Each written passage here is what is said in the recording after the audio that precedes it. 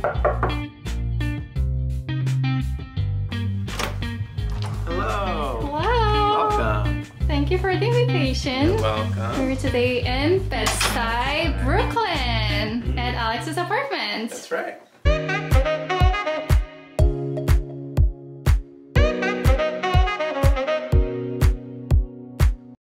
Witajcie w kolejnym odcinku z cyklu Nowojorskie Mieszkania. Dzisiaj jesteśmy w mieszkaniu u Alexa, który mieszka w Brooklynie w dzielnicy Bed-Stuy. Opowiem wam trochę o swojej okolicy, opowiem wam o swoim mieszkaniu, także zapraszam. My name's Alex and I am originally from Oregon and I moved to New York about 2 years ago. In between living in Oregon and New York, I lived in North Carolina for 5 years. But I moved to New York because I really wanted to be here. It was some place I've always wanted to move since the first time I visited New York, which was about 10 years ago now. So I wanted to talk about just how I decorated the place and show you around. Take a little tour. Sure. Let's go this way. This area here is my main living space. When I work from home, I work from over here at my kitchen table, but the kitchen is this way.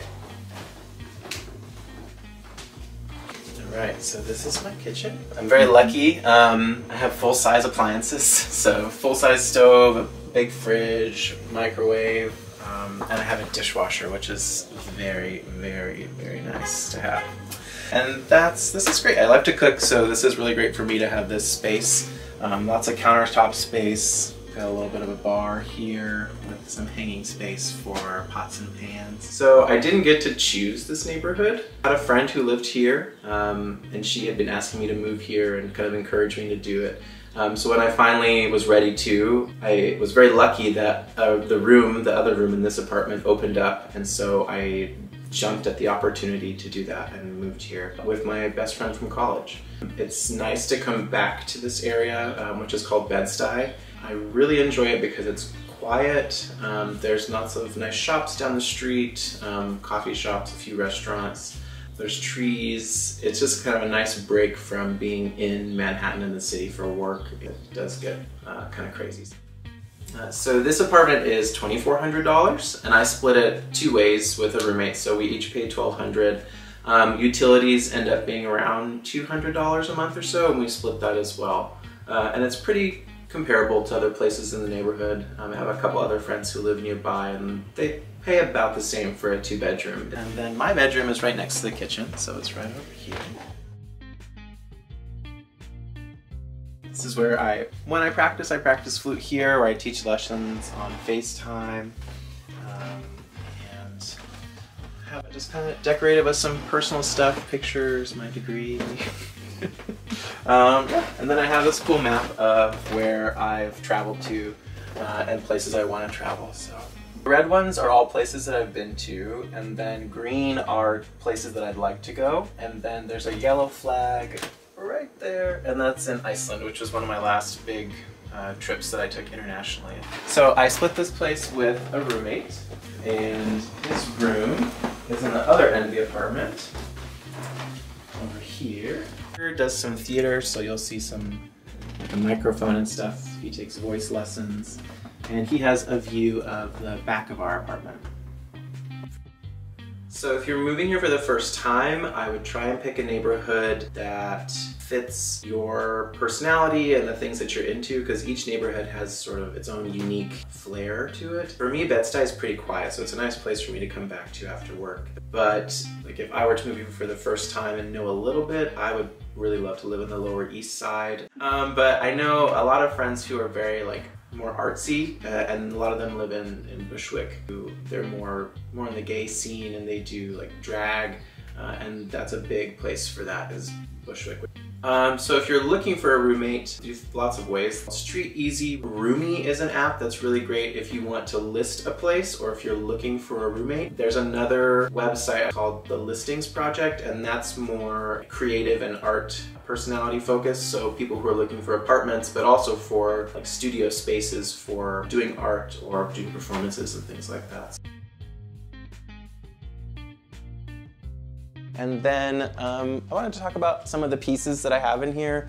I moved here about 2 years ago with a roommate who is a really good friend of mine. So When I moved in, all the furniture belonged to her, and she moved out about a year ago, and she took everything with her or threw it all away, and I had sort of a blank slate to redesign the whole place. So this piece here is the one that I love the most.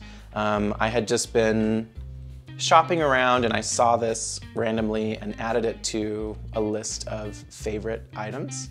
And so this kind of became the centerpiece for my redecoration of everything.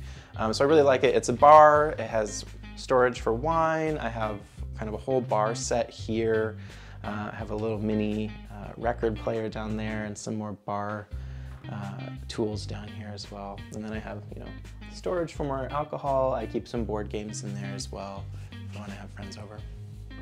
This place has very white, kind of plain walls, so I wanted to add some color. And I also love video games, so having a fun place to play video games and my TV is great. And then I have sort of this wall of art and I'm adding to it as I go, but this is a graphic artist's rendition of my hometown where I grew up. So I saw this years ago and my parents got it for me as a Christmas gift and got it framed. And then I have a little corner here because I'm a huge fan of Kylie Minogue, and so I have some vinyls of hers and some posters. The poster in the middle there is from her tour that she did that I went to in London. Each one of them has a special place. So I see that you have a piano here. Do you play? So I got this for college. I don't play piano very well, but I keep it here so that I can use it, and in college I did do some composition, so it's really nice to have a piano for that. So I've used that in the past. I haven't used it a ton lately, but maybe someday I'll keep it. Apparently, Bed-Stuy has the largest concentration of Victorian architecture in the United States. So a lot of the buildings here, which are typically called brownstones, have really ornate, beautiful architecture. There's a few in particular as you go closer to Nostrand Avenue, they look like castles. That's kind of cool. Thanks for watching Nowy Jork po Polsku. Make sure to subscribe and hit the like button.